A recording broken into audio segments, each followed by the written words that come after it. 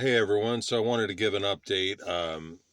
I had, of course, I had that job as at that construction site. I think I had stated that I had to end up quitting because of my lower back issue. I have degenerative disc issues. So in that construction job, standing was completely difficult for me, and I don't remember what I had said about that, but I ended up having to quit. But God worked the whole situation out to where He gave me favor with the managers there.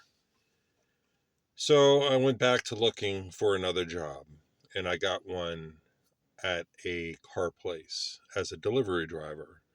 So I would, deliver parts, in which I've been doing since February 3rd. And it's a great job. I mean, as soon as I get in there in the morning, I have like, different deliveries all at once that I'm taking to different, I guess,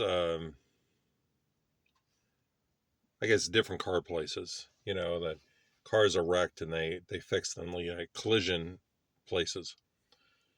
And so as the day goes on, the deliveries are sporadic, but I like it. I love driving. I love driving to new places. So it's been a complete fit. So um, the season of where I'm staying at now is ending. And I was told that, you know, I have until this coming Friday, it is now Sunday, I have until Friday to locate a room. And then I have to be out of here the 13th. And I have been looking. There's a couple of places I have seen, um, but I haven't heard anything from the first place. I was talking with another person, in which I seen the room. It was 800 and 400 for a security deposit, but I don't know. I'm not jumping at that place because really I want God's will for it. And he told me a while ago, he said, don't let the desperation of the circumstance make your decision. And I'm facing a desperation, because once I leave this place, I have no place to go. And so we tend to think the worst. And I did this the last time, when I had to leave my mother's place. I didn't know how God was going to work it out, but he said he would provide. And then brother from church said that I could stay with him. So God worked that whole situation out, but I'm facing that again. And I know he will take care of me, but I think we tend to think the worst in these situations.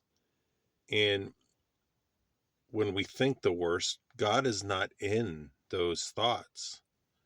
So it's magnifying who God is. And so I wanted to list this circumstance, you know, to show what God can do. He's come through many times before in my life, provision wise, and he showed himself. So this situation is no different. So I don't want to be all frantic, because it's still, I mean, it's turning into springtime, but it's still cold at night. And so we think the worst, like, oh man, I'm going to be in my car. How am I going to deal with that? And then having no place to shower, the last thing I want is to be smelly going to work or being around people. And, I know that there's a lot of homeless people that face that. I heard a testimony from church today about a guy that was at the homeless shelter, and he went into the hospital, and that's what he dealt with, not being able to bathe like you want to. And that's the last thing I want to deal with. So, I don't want to stay in my car. So I'm looking at the situation without God. So I want to see what he can do. I want to trust him that he will come through for the place that I need. I mean, there's a bunch of people, who knows what can happen. I mean, God works at the last minute. God has done the miraculous in my life. And this situation is no different.